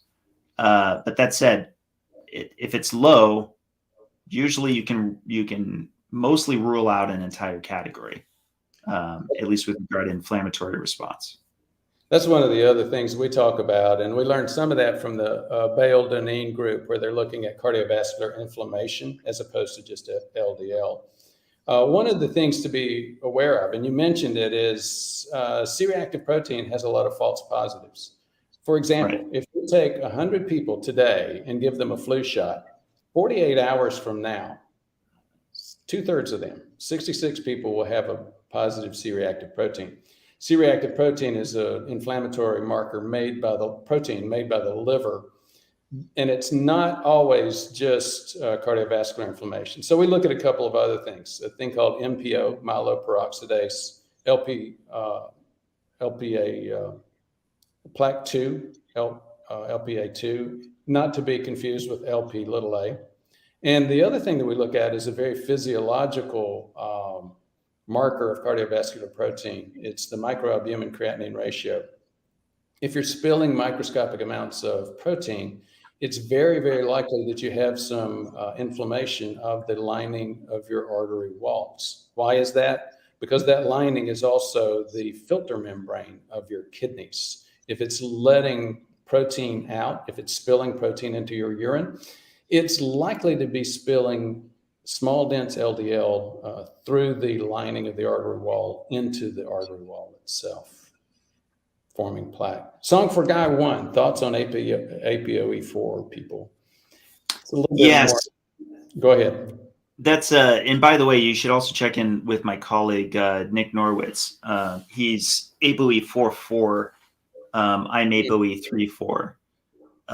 And yes, it's when I was first approaching this, it was assumed that there would just be a much higher predominance of hyper responders who were ApoE4, as in there's already existing literature that suggests that they're more likely to have higher LDL and also be more predisposed towards cardiovascular disease.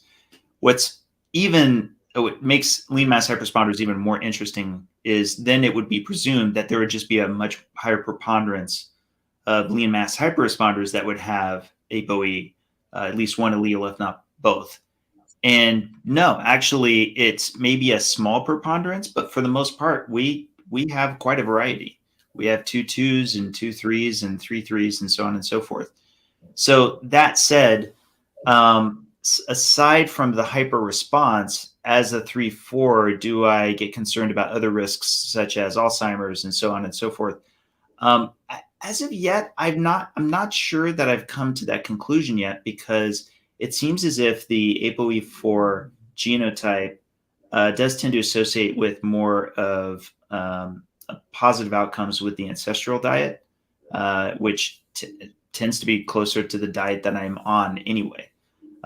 It may well be, and I know there's some research coming out. I don't know that it's published yet, but I know some of the authors involved that's kind of making the case that actually ApoE4 may not do as well on a more grain-based or that it may be actually better suited for something that's a little bit more animal-centric. But they know, and I know even as I say this, that that's obviously a very controversial position to have, but for which they have data behind it that I think actually looks pretty interesting.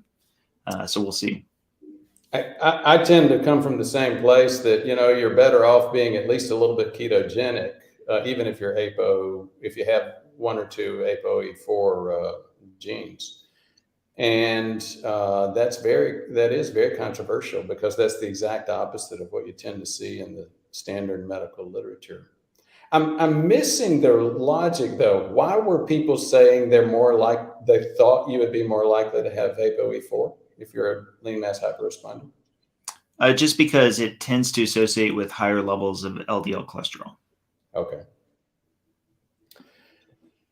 Gator Bear Geek, I can say that triglyceride over HDL was over 3 when I went into diabetic ketoacidosis and had a heart attack. When I had an A1C of 11.8, ouch, with an undiagnosed type 2. So that marker definitely held true for me. Any comments? I'm actually surprised it was only over 3. I would have actually thought the multiple might even be higher. Glad you made it out of there, of course. But you're right, with an A1C of 11.8, naturally, I'm sure Ford was thinking the same thing. I would have been curious what your fasting insulin was at the time that happened. This pattern to me looks like a scenario in which it was fairly early on, but highly pronounced. And undiagnosed. Yeah.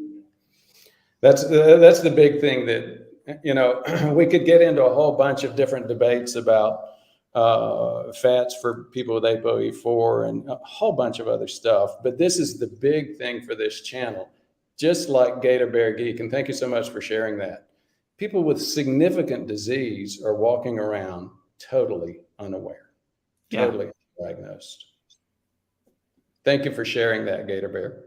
Isaac L. Afrezza inhaled insulin will get A1C down to the low 6s. Taking insulin so just a quick comment, and Dave, feel free to add on.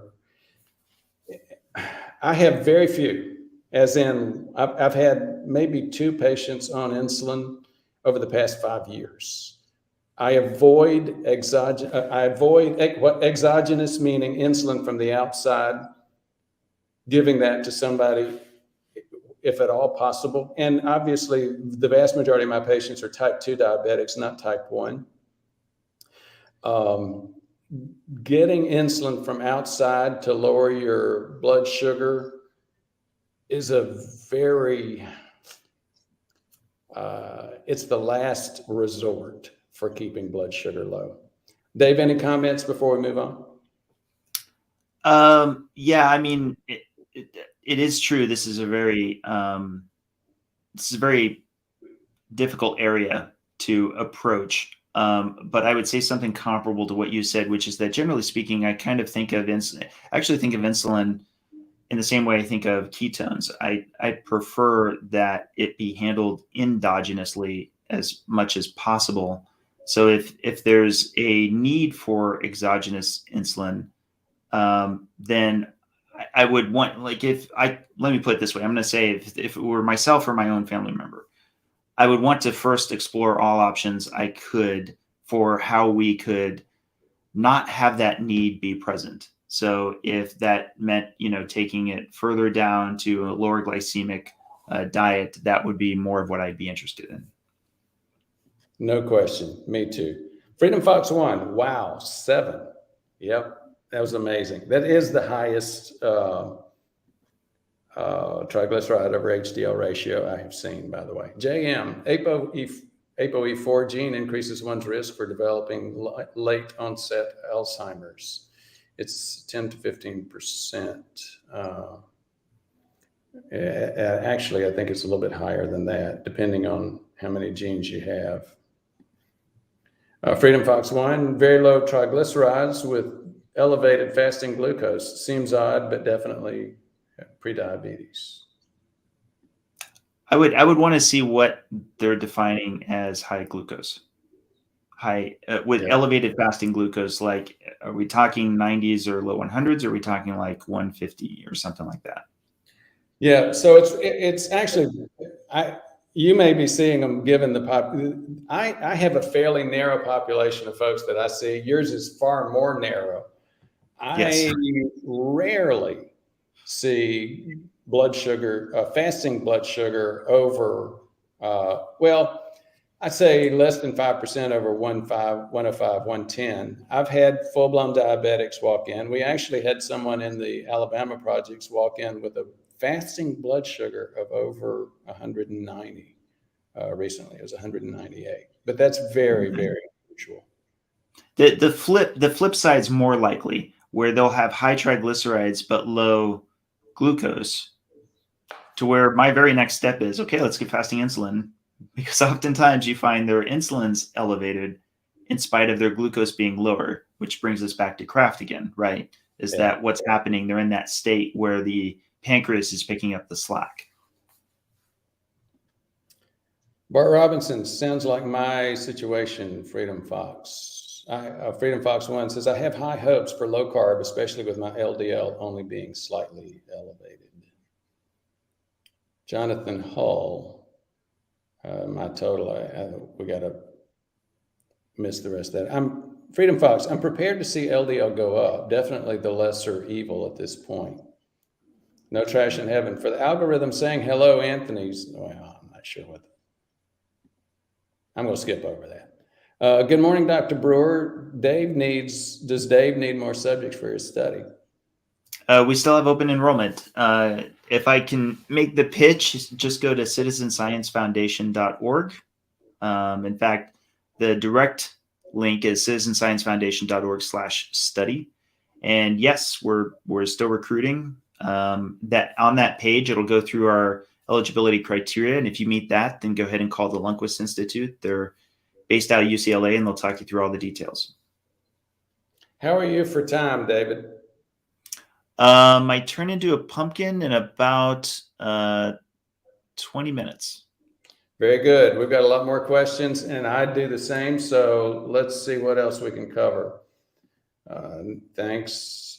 Dr. J, PhD. I'm a lean mass hyperresponder. LDL now 308, triglycerides 54, HDL 95.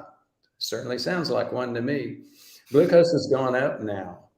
I guess he's saying since strict carnivore. Even on strict carnivore, right. Which is the phenomenon we were talking about earlier. And again, I would, with anybody who's saying their glucose has gone up or that it's elevated or something, I so would love to see like CGM plus insulin tracking. And my guess is, again, we're gonna find it be typically a straight line with very low insulin. It's interesting. So Jonathan Hull says, in your and Dave's experience, what can someone on low carb and high LDL do to bring it down? Eat more carbs. How many? Examples, please. So Dave, why don't you start with that?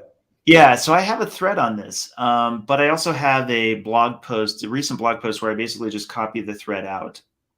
For sure, if you're uncomfortable with high LDL, it doesn't take much swapping out of fat calories for likewise carb calories. So you take out some fat, you bring in some carbs. The idea behind the energy model as to why this is that now you're repleting your hepatic glycogen stores, which is to say your liver glycogen, and therefore this is going to shut down more of that lipolysis I was talking about earlier in this broadcast. So there's less need for the body to traffic as much fatty acids because it feels it's met a certain threshold of stores of glycogen. So that's the most, I would argue, successful of scenarios relative to the ones I'm going to mention after, which of course I'm sure you've heard. Fiber, as you bring fiber up, that can be, or at least anecdotally, we found that can often bring down LDL. I think that's because it's actually more glycemic than is assumed, especially soluble fiber. I'm actually doing an experiment on that soon, by the way, to find out. There's, of course, a higher preponderance of polyunsaturated fatty acids, particularly if it's in the form of oils. But I have to admit, I'm not a huge advocate of that. I think a little bit's fine, but there's some people I know who are like consuming a fairly large amount of the fat in their diet from like seed oils. I can't say that I'm as excited about that, but it does work for bringing down LDL. And of course, there's resistance training, which I would also bring up as something that I've even done direct experiments with. And I believe that that's because you quite literally are endocytosing, that is to bring in LDL particles directly for muscle growth and repair. That at least that's my existing hypothesis until we can get tracer studies behind it. And of course, there's medication. You can always work with your doctor. Even a low dose statin can typically succeed at bringing LDL levels lower. This isn't to say any of the things I just said above I either push or push against. It's more just as, these are the things that we tend to find, and it's kind of in no particular order. I will make a plug. Overall, I would agree. There's a couple of things I had not heard about, like resistance training and the seed oils. I will make a plug for resistance training. The most common thing I've run into is people adding a little bit, doing that carb replacement that you were talking about. I will make the plug though for resistance training, especially for us baby boomers. One of the biggest driving factors of insulin resistance, prediabetes, diabetes, and cardiovascular inflammation is loss of muscle mass. And being a cute little old lady or a cute little old man is not that. It may be cute, but it's dangerous and a major unrecognized driver of health. So one of the big things I do with my folks is yes, we need an aerobic base, but no, you cannot neglect, when you get my age, 64, you cannot neglect resistance training. JM, Dr. J, PhD, excess protein turns into sugar, glycogen from gluconeogenesis. Freedom Fox 1, post-exercise hyperglycemia could perhaps be caused by inflammation. I personally don't really think so. How about you? Sorry, I just now gotten a message from the PI of all times. So I'm going to read this again. Post-exercise hyperglycemia could perhaps be caused by inflammation. Exercise causes it. I definitely, well, for one, certainly exercise is a form of intentionally inflaming yourself. You have to. That's not a bad thing. Assuming you don't over-exercise, right? I'm a little skeptical as to how much of a rise in glucose acutely following exercise is distinctively inflammatory based. I really do think it's predominantly just hepatic glycogenolysis, as we would call it. That's mainly just the release of glucose from your liver. That's my perspective. Yes, I think they're linked, but much more of a long-term thing, not an acute thing like what we're talking about. Does being keto raise ApoB100? Well, so I guess my short answer to that is it depends on the context. As I mentioned earlier in my little 3 pie charts, for most people coming from a metabolically challenged state, it doesn't usually show as much in existing detectable levels. But if you're more metabolically healthy, it tends to be more likely to show the hyper response, particularly if you're very lean and fit. Uric acid, interesting question. People on a carnivore or keto diet getting some increase in uric acid. Yeah, I see that, but again, it depends on who you are and depends on what your genetics are.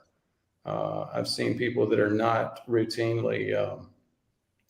don't routinely have gout start to go in that direction, but I've never really seen somebody develop a gouty attack, an attack of gout from going keto or carnivore if they did not already have gout. Now that's a doctor's perspective, a doctor who does this. Any comments from you, Dave, before we move on? I don't, but I would more recommend somebody who I know has been looking into this a lot is Amber O'Hearn, and I think she may have some recent material on this, but I haven't really explored this one as much. Fort Worth West Side. I'm one who did a Kraft test, but didn't eat higher carbs prior to the test. So you're going to get a different kind of result. My higher blood glucose insulin levels after 2 hours, not quite accurate then. I personally would want to see them. Again, you need to interpret the results, as we said, based on what you know about the individual, what the individual's insulin resistance state has been in the past, what the health of their pancreas has been in terms of how well they respond to a challenge. Any additional comments, Dave? Yeah, and per our prior conversation, probably a better way that I could have phrased it that I'll tweak now, which is it's not so much that I think somebody being on low carb and then getting the Kraft test will have failed it. Probably a better way we could frame it is to say, let's figure out what the quote unquote reference ranges would be for that context to determine success or failure, right? So to determine that range, unfortunately, we would need like a number of people to do exactly what I just described, which is that they first take the Kraft test while being keto adapted. And then, 7 days later, after being on a mixed diet, take the test again, and then find out what the likewise level of metabolic health versus Kraft outcome differences would be. Would be a pretty interesting experiment. But then we might actually have comparable reference ranges to take back to that first stage. It's never as simple as it sounds, is it? Nope. Or as you think until you start getting there. Kathy Budahiri has a couple of interesting questions. So this is great. Once fat adapted and achieved keto chemistry, does this info indicate a diet change required? I got to slip in just a quick statement of I don't think that's exactly how we should interpret that yet. I think that's the whole point. Need to learn a little bit more. And I think a lot of us are thinking, maybe not. But she goes on to say, I mean, if lean mass hyperresponder or FH and fat keto adapted, do they need to change diet at all? I'm trying to interpret that. So like, there's not just an or. Lean mass hyperresponder is a very different context than genetically confirmed FH or molecular FH.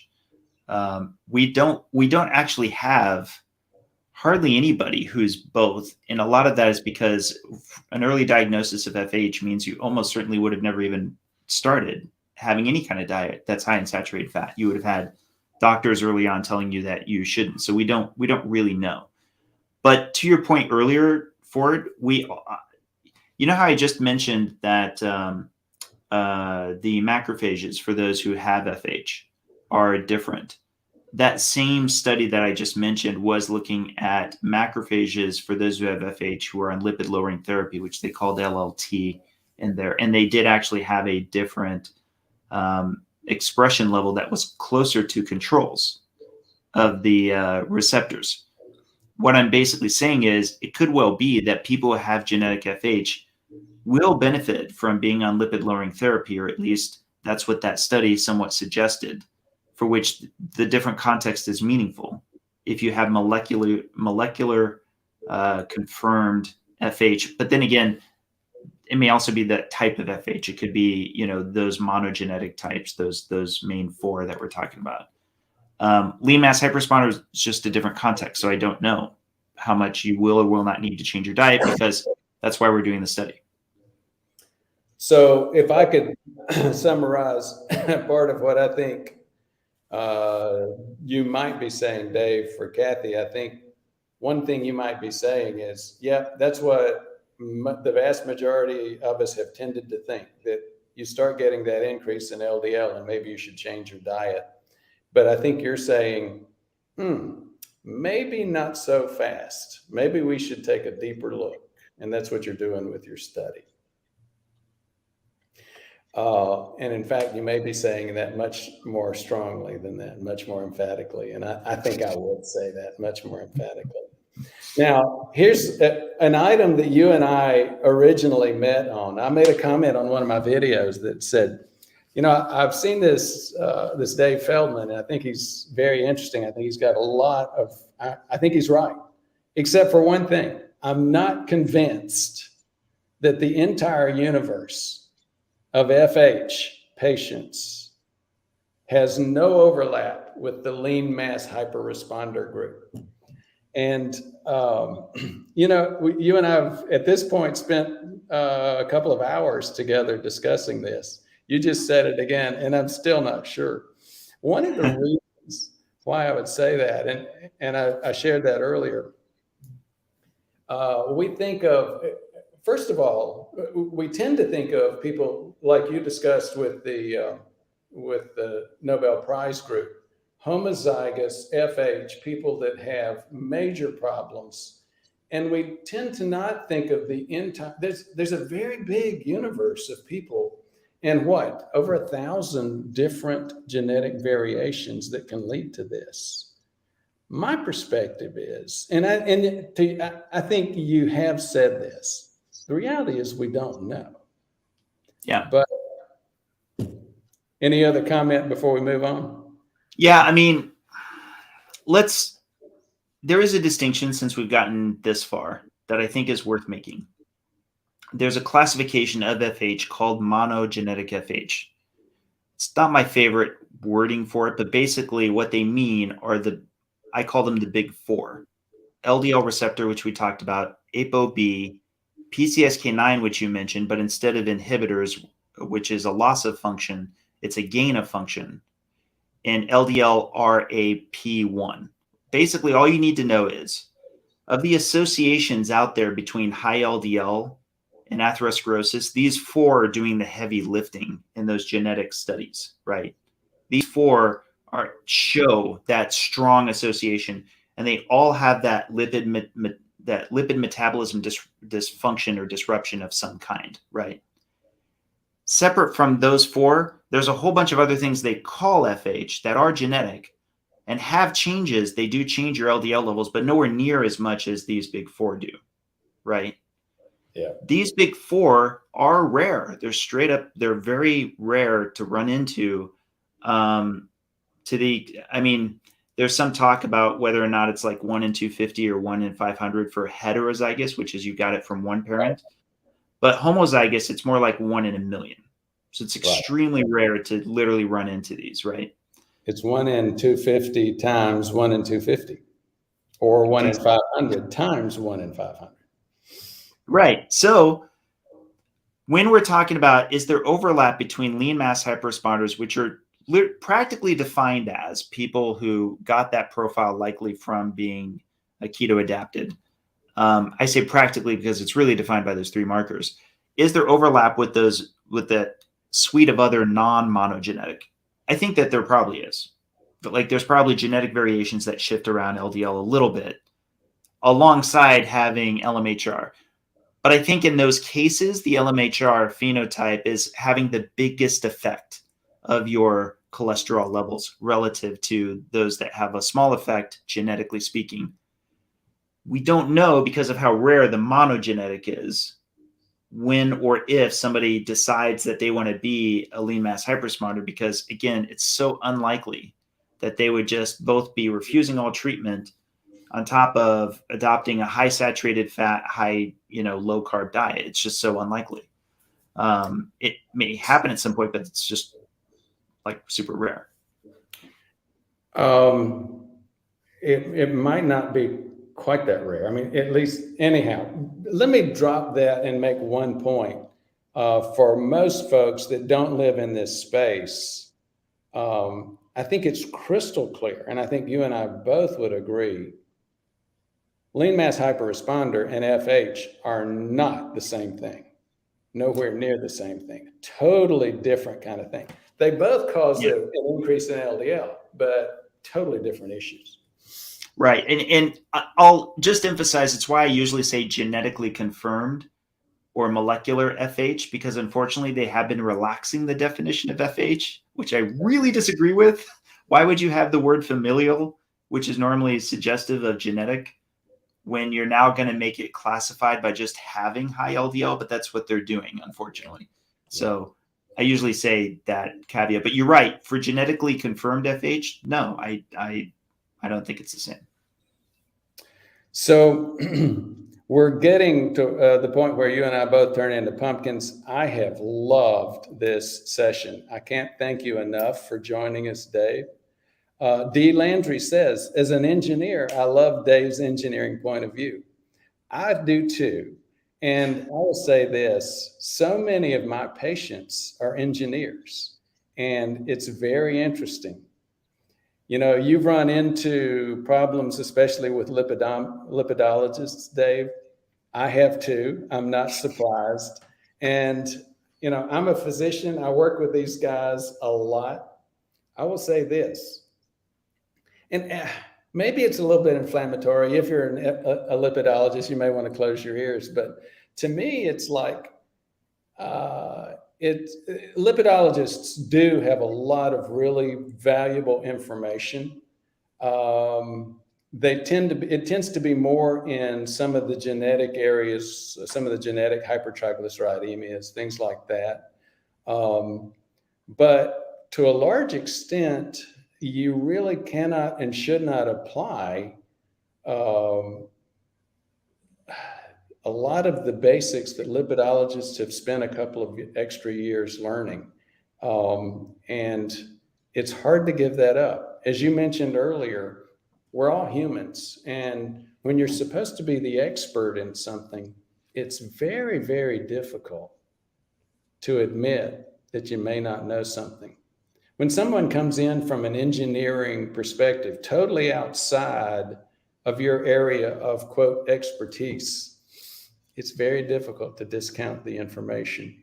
And I think, David, I'm very excited about what I've heard from you. And I personally think, yep, you know, as Martin Luther King said, the arc of history is long, but sooner or later it gets there.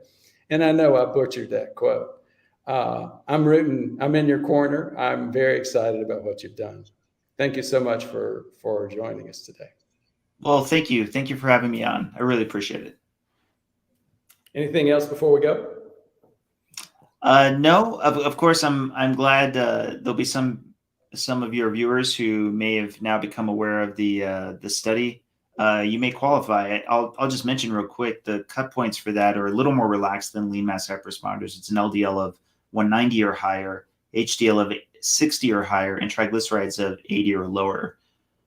You will have had to have had lower LDL before having adopted a low-carb diet, and you will have had to have been on the diet for at least 2 or more years. But that is one thing my partners keep pinging me that if I'm ever guesting anywhere, I need to be sure I mention at least once while the study's ongoing. But I really appreciate the opportunity to be able to come on, talk about these concepts and why it is that we're so excited to hopefully get to the next stage, right, where we can actually get some real data and finally answer these questions that we've been debating about for now several years.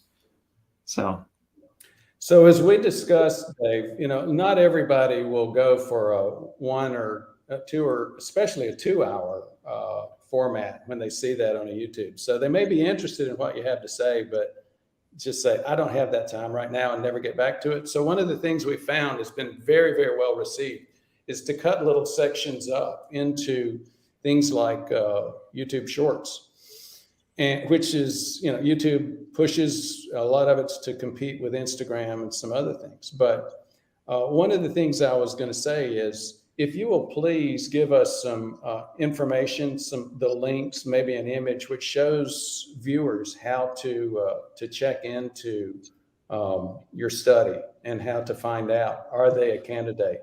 If you'll send that to us, when we start chopping some of this content up and providing it in short form, Aspen and Gilbert and the team can provide that linkage for you. Yeah, would be happy to. Very good. Thank you again, Dave. I appreciate it. Thanks for having me. Bye-bye.